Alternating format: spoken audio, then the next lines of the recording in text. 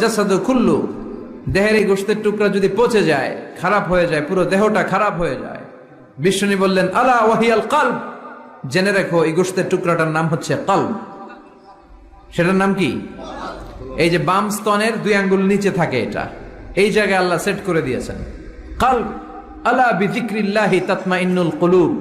কোনো কিছু দিয়ে এই কলবের প্রশান্তি আসে না শুধুমাত্র আল্লাহর জিকির ছাড়া। এজন্য কলবের মধ্যে আল্লাহর জিকির বসাতে হবে। কি বসাবেন? নাকি আয়না?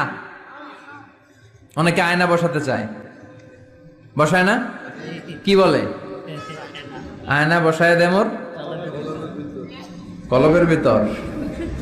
না, আয়না বসাবো না। এই কলবে থাকবে সুবহানাল্লাহ, আলহামদুলিল্লাহ, লা ইলাহা ইল্লাল্লাহ, আল্লাহু আকবার। এই 4টা জিকির সবচেয়ে সেরা জিকির। খেয়াল রাখবেন। দেখেন, ইসলাম মানা সহজ। আমরা আজে বাজে যাই